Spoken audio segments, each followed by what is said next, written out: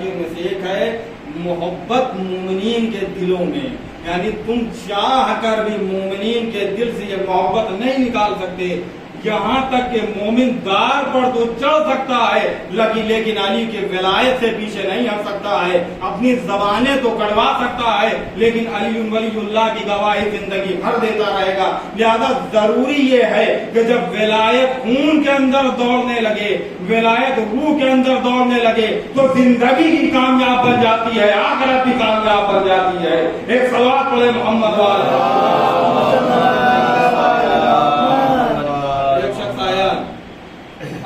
وجہ نام کا، اور اس نے بڑے امام سے کہا، اسی حدیث کے حوالے میں دو باتیں، امام نے کیا کہا، تکلم الناس علی قدر عقولہم، وہ آیا اور آنے کے بعد کہتا ہے کہ ایک بات آپ کے اسلام کی سمجھ میں نہیں آتی ہے، اور واقعی سوال ہے۔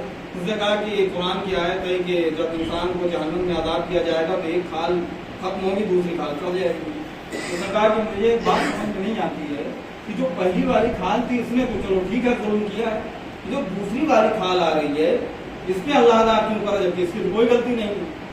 اب واقعہ آپ یقین مانیں، سب سے ایک بات بول کے کہہ دوں کہ آپ ذرا تصور کریے گا، کبھی سوچیے گا اس پر لے جا کے رات میں کہ آپ کس امام اور کس اہل بیت کے ماننے والے ہیں کہ پوری دنیا مل کے ایک نقص ڈھونڈنا چاہ رہی ہے، ایک کمی نکالنا چاہ رہے لیکن پوری دنیا نہیں نکال پا رہی ہے۔ آپ تعجب ہے اس بات کا کہ آل محمد نے زندگی کیسے گزاری ہے کہ دوست بھی تعریف کرنے پر مجبور ہے، دشمن بھی تعریف کرنے پر مجبور ہے۔ یعنی اللہ نے ہمیں وہ امام دیے ہیں، کسی کا بہترین جملہ ہے کہ اللہ نے پوری کائنات میں ایک ہی علی بنایا تھا، وہ بھی ہمارا امام بنایا۔ پوری کائنات میں اللہ نے ایک ہی علی بنایا، وہ بھی ہمارا امام بنایا۔ یہ ہمارے لیے خوش نصیب ہے۔ اس نے کہا کہ یہ بتائیے مولا یہ بات ہمیں سمجھ میں نہیں آتی ہے کہ ایک خال نے مان لیجیے غلطی کی، دوسرے خال نے کیا غلطی کی، ہم اور آپ اگر ہوتے خلافت کا دربار ہوتا تو بھگا تو دیتے لیکن جواب نہیں دے سکتے، اس لیے کہ خلافت کے دربار میں یہی ہوتا ہے کہ جب سوال کا جواب نہیں دینا آتا تو لوگوں کو دربار سے بھگا دیا جاتا ہے، یہ کہہ کے کہ یہ کافر ہو گیا ہے۔ اس لیے کہ اگر خلافت غصب کر لی جائے تو غصب کرنے سے کرسی تو مل سکتی ہے لیکن علم رسول نہیں مل سکتا۔ بے شک علم رسول کے لیے وارث رسول ہونا ضروری ہے۔ لہٰذا سب سے بڑی چیز یہ یہی ہوا ہی ہے۔ اب اس نے سوال کر لیا امام سے، امام نے بڑے پیار سے بڑے مخلص انداز میں جواب دیا، اس لیے کہ امام ہدایت دینا چاہتا ہے، امام کبھی نہیں چاہتا کہ لوگ گمراہ رہے۔ ابھی ایک بات آپ کے لیے کہہ رہا ہوں، جیسے 10 محرم ہے، دیکھیں امام نے دشمنوں کو بھی چاہا ہے کہ وہ ہدایت پا جائیں، تو کم سے کم ہمارا فرض یہ بنتا ہے کہ 10 دن ہم اپنی سارے اختلافات کو دور کر کے امام حسین کی ذات پر متحد ہو جائیں۔ امام حسین علیہ السلام اپنی ساری انا قربان کر دی، سارا بغض، سارا حسد، سارا کینہ قربان کر دے، کس کے لیے؟ امام حسین کے لیے۔ اس لیے پیغمبر اسلام کی حدیث ہے کہ اگر جھک جانے سے تمہاری عزت کم ہوتی ہے تو روز محشر مجھ رسول اللہ سے اپنی عزت واپس لے لو۔ پیغمبر کی حدیث ہے، پیغمبر نے کہا کہ اگر جھک جانے سے تمہاری عزت جا رہی ہے تو مجھ رسول سے روز محشر اپنی عزت لے لینا۔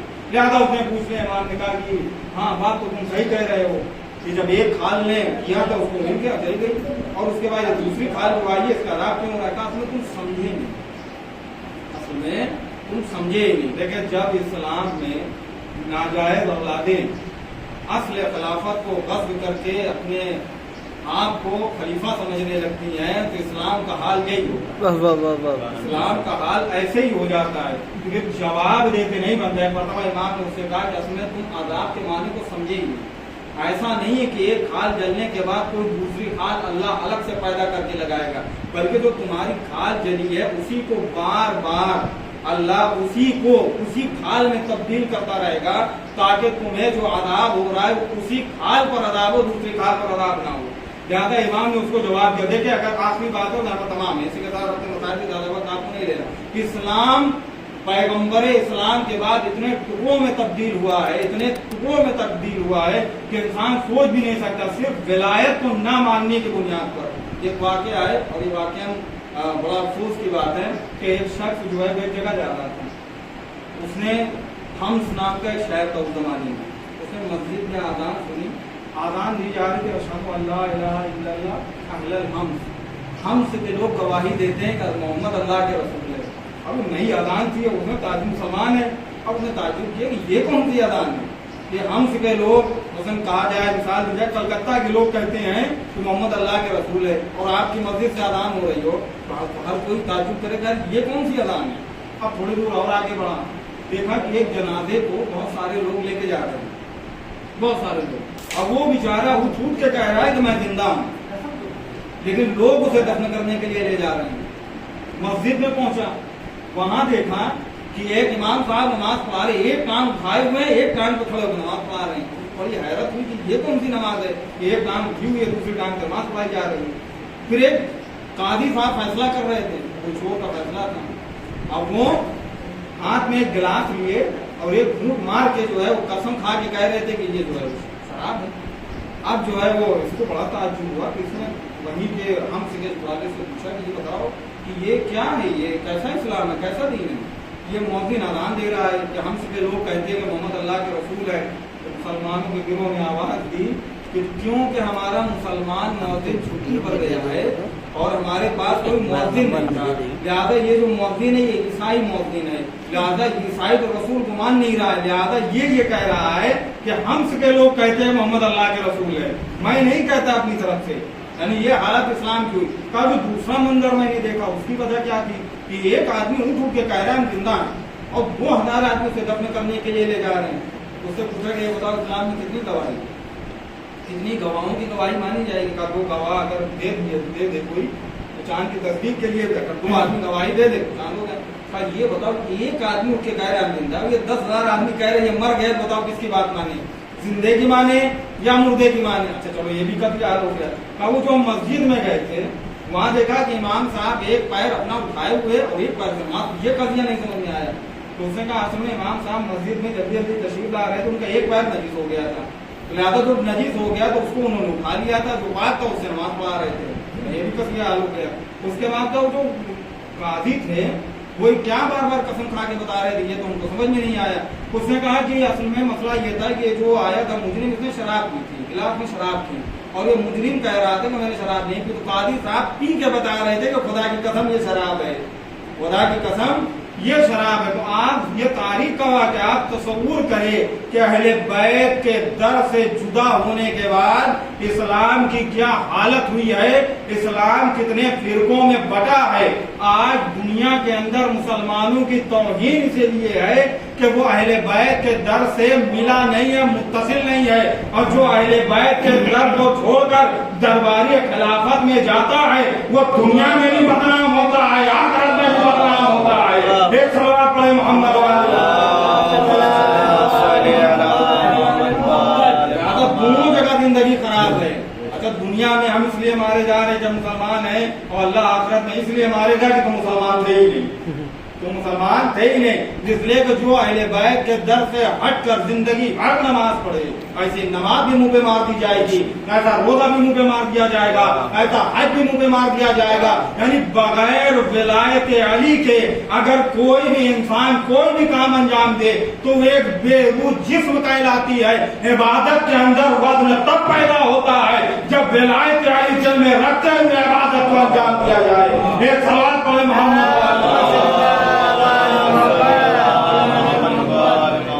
ये है परवरदिगार आलम की ज़ात। और यकीन माने कि इमाम हुसैन ये जो 10 दिन है ना, ये आप समझ लीजिए पहले दिन से 10वें दिन तक इस मुहर्रम का काम ये है कि आपको पहले दिन से आपका हाथ पकड़ना है और 10वें दिन आपके हाथ को इमाम ज़माना जल्लल्लाहु ताला ये है मुहर्रम, ये है रात इमाम हुसैन अलैहिस्सलाम। इसलिए कहा गया है कि जब तुम ज्यादा परेशान हो जाओ, तुम्हें मुश्किलात चारों तरफ से घेर लें और तुम्हारे गुनाह बहुत ज्यादा हो जाएं और हत्ता कि तुम्हें इस्तिग़फ़ार की तौफीक ना मिले, तब तुम इमाम हुसैन के दरबार में आ सकते हो। इमाम के जिक्र को सुनते चले जाओगे, परवरदिगार आलम तुम्हारे गुनाहों के पतझड़ के मौसम की तरह तुम्हारे जिस्म से झाड़ता चला जाएगा। यानी इमाम हुसैन की बरकत उस बरकत का नाम है कि आप नाम लेते चले जाइए, परेशानियां खत्म होती चली जाएंगी। आप नाम लेते चले जाइए, रूह के अंदर ताजगी पैदा होती चली जाएगी। मजलिस में सिर्फ और सिर्फ सवाब लेने का नाम नहीं कि इंसान सवाब लेने आए, बल्कि मजलिस इमाम हुसैन उस चीज का नाम है कि इंसान के गुनाहों को झाड़ झाड़ के इंसान को इतना पाकीज़ा बना देती है कि वो ऐसा लगता है ये बदन मादर से अभी इसके विलादत हुई है। ये है इमाम हुसैन का करम और ये है इमाम हुसैन अलैहिस्सलाम की दात। आखिरी वाक़या और अपने मसाइब है कि इमाम हुसैन अलैहिस्सलाम रिवायत के अंदर एक वाक़या है कि एक शख्स जो है नासिबी था, इनाम करम देके मौला था। वाक़या एक नासिबी शख्स था, उसकी ज़ौजा थी और उसके बाद उसने जो है ज़ौजा ने इजाज़त मांगी कि मैं मौला की अपने आका की ज़ियारत करना चाहती हूँ, मुझे इजाज़त दे दो ताकि मैं ज़ियारत करने चली जाऊँ। तो उसने कहा ठीक है मैं इजाज़त तो देता हूँ, लेकिन जो 2 बच्चे हैं ना इन्हें भी अपने साथ ले जाना और जैसे ले जाना वैसे ही वापस लाना, जैसे ले जाना वैसे ही वापस लाना। अभी जितने लोग परवरदिगार आलम सबको तौफीक इनायत फरमाए के करीब से इमाम हुसैन अलैहिस्सलाम की ज़ियारत कर सकें और इमाम के रोज़े को देख सकें। अल्लाह उम्र को नजारत हुसैन की दुनिया व शफाअत हुसैन की आखिरा। परवरदिगार आलम हमें दुनिया में रोज़े हुसैन की ज़ियारत करना और हमारी कब्रों में इमाम हुसैन अलैहिस्सलाम की शफाअत नसीब करना। लिहाजा हुआ इमाम के रोज़े पर ज़ियारत करने गई, अब बहुत ज़्यादा भीड़ होती है, लिहाजा उसके 2 बच्चे उससे जुदा हुए। 2 बच्चे उससे जुदा हो गए। एक मरतबा उसने दरी को पकड़ा और पकड़ने के बाद क्रिया की और आवाज़ दी कि मौला मैं अपने बच्चों को अपने साथ लेकर आई थी और मैंने अपने शौहर से वादा किया था कि मौला जब मैं वापस जाऊंगी तो अपने 2 बच्चों को साथ में लेके जाऊंगी। मौला अगर मैं बगैर बच्चों के गई, आप करम देखिए इमाम हुसैन का करम की इंतहा है, अता की इंतहा इमाम हुसैन अलैहिस्सलाम। लिहाजा वो गिरिया कर रहे थे, थोड़ी देर गुजरी थी कि 2 बच्चे हैं और दामन को पकड़ा और आवाज़ दी कि अम्मा हम आपके पीछे हैं। एक मरतबा वो औरत और बुलंद आवाज़ से गिरिया करने लगी और बुलंद आवाज़ से। तो लोगों ने ज़ाहिरों ने ताज्जुब से पूछा कि अभी तक तुम इस बात पे गिरिया कर रही थी कि तुम्हारे बच्चे तुमसे जुदा हो गए हैं, तुम्हारे बच्चे तुमसे दूर चले गए हैं, लेकिन अब तो तुम्हारे बच्चे तुम्हारे पास आ गए हैं, तो अब तुम क्यों गिरिया कर रही हो? कि मरतबा वो आवाज़ देती है कि जब यहाँ से बच्चे गए थे तो इन्हें बोलना नहीं आता, लेकिन हुसैन ने जब वापस किया है तो सिर्फ बच्चे वापस नहीं किए हैं, ज़बान भी वापस कर दी है, मेरे बच्चे भी मुझे वापस कर दिए हैं। ये करम इमाम हुसैन अलैहिस्सलाम अज़ीज़ान गिरामी, ये जो आपके चेहरे पर आंसू है ना, रिवायत के अंदर है कि जब माह मुहर्रम का चांद नमदार होता है तो फरिश्ते इमाम हुसैन के कुर्ते को आसमान पर लहराते हैं। ऐसा कुर्ता हदीस इमाम ने फरमाया ऐसा कुर्ता है कि जिसमें जगह जगह तलवार के निशान, पूरा के पूरा कुर्ता खून से रंगीन है। आपने देखा जैसे ही चांद नमदार होता है हर इंसान मोमिन का दिल गम से फटने लगता है।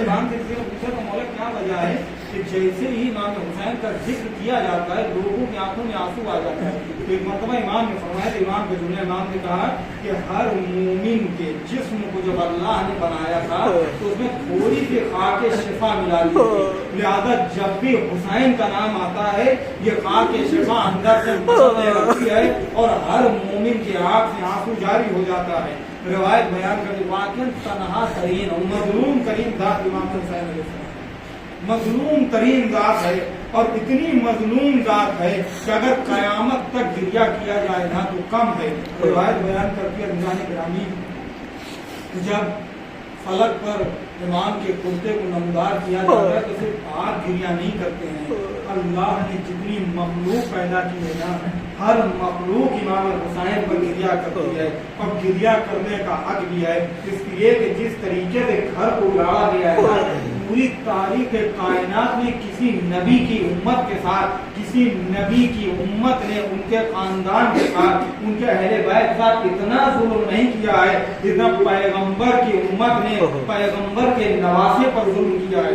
रिवायत बयान करती है कि मदीने वाले कहते हैं कि जब आसमान पर चांद नमदार होता था ना तो हम चांद देखकर ये महसूस नहीं करते थे कि मुहर्रम का चांद नमदार हुआ है, बल्कि सादिक़े आले मोहम्मद के घर से रोने की आवाज इतनी बुलंद होती थी, इतनी बुलंद आवाज हो जाती थी कि हमें मालूम हो जाता था कि आसमान पर मुहर्रम का चांद नमदार हो गया। रिवायत बयान करती है कि इमाम रज़ा अलैहिस्सलाम फरमाते हैं कि जैसे मुहर्रम का चांद नमदार होता था मेरे बाबा मूसा काज़िम अलैहिस्सलाम के चेहरे पर कभी मुस्कुराहट नहीं आती थी, بلکہ مولا کا غم دھیرے دھیرے بڑھتا چلا جاتا تھا، یہاں تک کہ امام جب 10 محرم آتی تھی امام کے چہرے کا رنگ متغیر ہو جاتا۔ بس ایک دو روایت ہے اور زحمت تمام روایت بیان کرتی ہے کہ ایک مرتبہ آٹھویں امام ایک جگہ سے گزر رہے تھے، کیا دیکھا کہ ایک شکاری ایک ہرنی کا شکار کر کے آ رہا ہے۔ ایک مرتبہ اس ہرنی نے امام سے زبانی بے زبانی میں کہا مولا